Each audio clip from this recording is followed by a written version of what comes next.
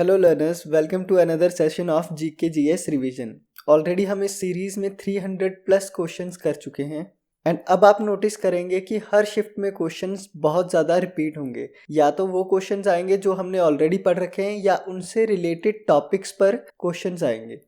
सो ये फ़ायदा रहेगा इस पूरी सीरीज को लगाने का कि आपके ऑलमोस्ट हर क्वेश्चंस आपको फेमिलियर लगेंगे। देखते हैं, which vitamin helps in blood clotting. ये सिंपल एनसीईआरटी का क्वेश्चन है। विटामिन के मैंने अपने स्टूडेंट्स को इसी तरह याद करवाया था कि क्लॉटिंग को के से ही याद कर लो, के की साउंड आती है तो के से ही याद कर लो। और आपको ये भी याद रखना है कि फैट सॉल्युबल विटामिन कौन से हैं। रिमेंबर, फैट सॉल्युबल विटामिन कौन से हैं? के, ई, डी, ए। मैंने इसे भी ट्रिक के साथ याद करवाया था कि आप लोग कीड़ा याद कर लेना। Next is, who was the first governor general of independent India. Independent India की बात कर रहा है। ये first governor general, general viceroy, इस पे बहुत क्वेश्चन आते हैं। सो रिमेंबर 1947 में जब आज़ाद हुए तो हमारे फर्स्ट गवर्नर जनरल कौन थे उस टाइम पे? Lord Mountbatten. सी राजागोपालाचारी ये बाद में बनते हैं। ये अगर आएगा who was the first Indian governor general of independent India, फिर इनका नाम आएगा C Rajagopalachari. In fact first and last दोनों यही थे। इनके बाद डायरेक्टली प्रेसिडेंट के इलेक्शन होते हैं और राजेंद्र प्रसाद जी हमारे पहले प्रेसिडेंट बनते हैं। नेक्स्ट क्वेश्चन है, who was known as iron man of India. अब ये इतना सिंपल तो पता होना चाहिए। आंसर क्या होगा? सरदार वल्लभ भाई पटेल। स्टैच्यू ऑफ यूनिटी के टाइम पे ये न्यूज में भी था काफी बार। और आपको एक स्टोरी बता देता हूँ। जब कश्मीर ने डिसाइड किया कि ना ही हम इंडिया के साथ ज्वाइन करेंगे ना ही पाकिस्तान के साथ, तो पाकिस्तान ने कुछ दिनों में ही कश्मीर पर अटैक किया और राजा हरि सिंह इंडिया की तरफ आते हैं हेल्प मांगने, मदद करते हैं कि इंडियन आर्मी से कहिए कि हमें प्रोटेक्ट करिए। तब सरदार वल्लभ भाई पटेल जी के वर्ड्स थे, Indian army will protect India, will protect India. उन्होंने कहा था कि इंडियन आर्मी सिर्फ किसे प्रोटेक्ट करेगी? इंडिया को। और इसी के चलते कश्मीर के राजा हरि सिंह ने डिसाइड किया था कि हम ज्वाइन करेंगे इंडिया को। इन्होंने वॉलंटरली खुद डिसाइड किया था कि हाँ हम ज्वाइन करेंगे इंडिया को। चलिए मूव ऑन करते हैं नेक्स्ट क्वेश्चन पे। Which gas is most abundant in the earth's atmosphere. इस पे पहले भी डिस्कशन हो चुकी है, मैंने तब पूरी आपको क्लासिफिकेशन बताई थी। सिंपली आंसर क्या होगा? नाइट्रोजन। 78% के आसपास है ना ये।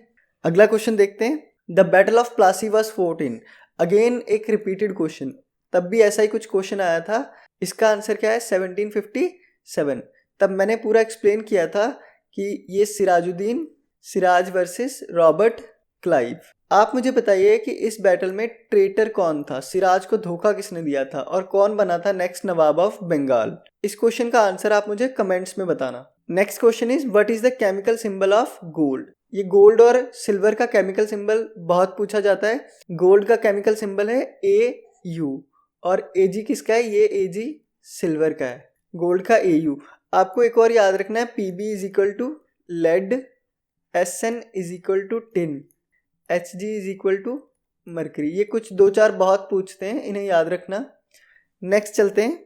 Which part of the Indian constitution deals with fundamental rights. अब ये पार्ट्स की मैंने पूरी एक ट्रिक करवाई थी लास्ट क्लासेस में, जिससे आपको पूरे पार्ट्स याद करवाए थे। क्वेश्चन में तो सिंपली उसने कौन सा पूछा है? Fundamental rights. ये तो ऐसे भी याद रहता है। आंसर क्या होगा? Part 3 of the constitution of India. Article number कितना आएगा? 12 to 35। चलिए नेक्स्ट देखते हैं। Who wrote Gitanjali. Again history का क्वेश्चन है, सिंपल ही क्वेश्चन है। गीतांजलि किन्होंने लिखी थी? आंसर क्या होगा? रविंद्रनाथ टैगोर। रविंद्रनाथ टैगोर जी को इसी के लिए 1913 में नोबेल प्राइज भी मिला, Nobel prize in literature. Tagore ji इतने एडवांस थे, इन्होंने इंग्लिश ट्रांसलेशन की थी गीतांजलि की, लिखी भी इन्होंने थी। इंग्लिश ट्रांसलेशन के लिए इन्हें नोबेल भी मिला था। मूव ऑन करते हैं नेक्स्ट क्वेश्चन पे।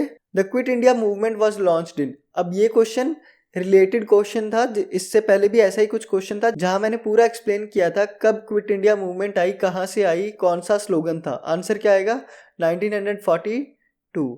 बॉम्बे से स्टार्ट होती है, महात्मा गांधी जी करते हैं और इसी में स्लोगन कौन सा आया था? ये स्लोगन पर क्वेश्चन था लास्ट टाइम, डू और डाई, करो या मरो। Next is, who among the following was the chairman of the planning commission when the first 5-year plan was started.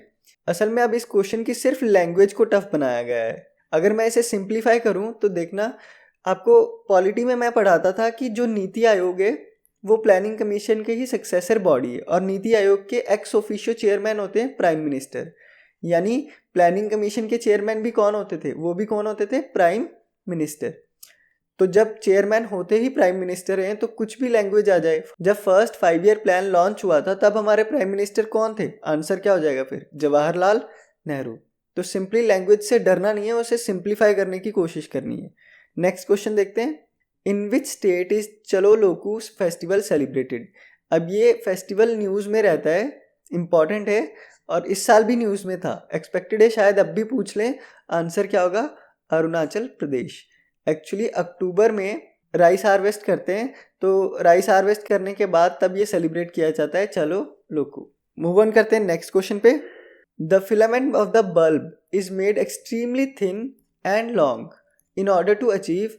Answer क्या होगा? High resistance. उसे काफ़ी ज़्यादा थिन और लॉन्ग बनाया जाता है ताकि हाई रेजिस्टेंस अचीव करे, और फिर हाई रेजिस्टेंस की वजह से वो क्या बढ़ा देगा उसमें?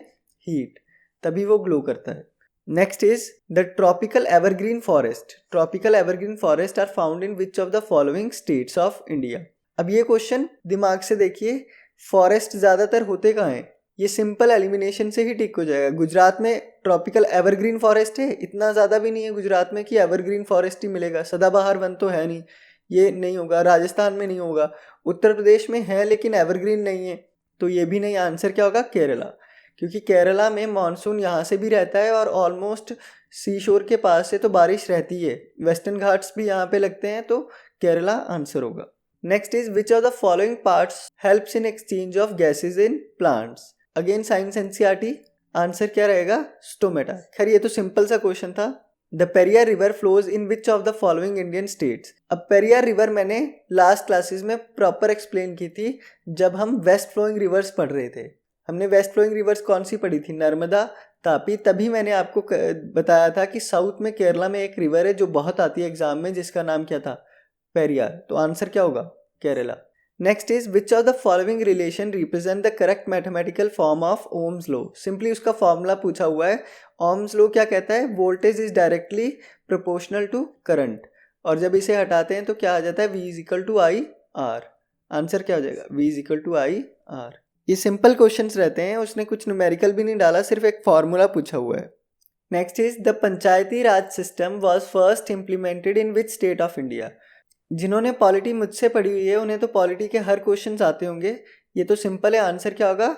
राजस्थान। राजस्थान में कौन से डिस्ट्रिक्ट से स्टार्ट की थी? नागौर। कई बार ये भी पूछते हैं नागौर डिस्ट्रिक्ट, और याद है ना कौन सी डेट को थी? 2 अक्टूबर 1959।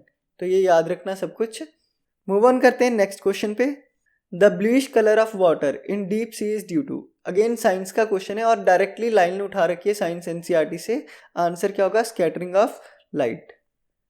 Next is the Sohan Singh Bhakna was first president of dash in the United States of America in 1913, founded by Indians.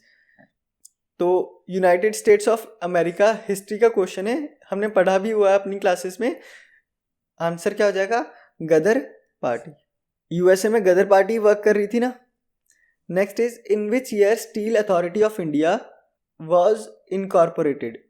तो सेल कब बनी थी? Steel authority of India limited SAIL बनी थी 1973 में। ये एक फैक्चुअल क्वेश्चन है, मे बी कईयों को आता हो कईयों को नहीं आता हो, बट आप याद रख लेना अब 1973 में।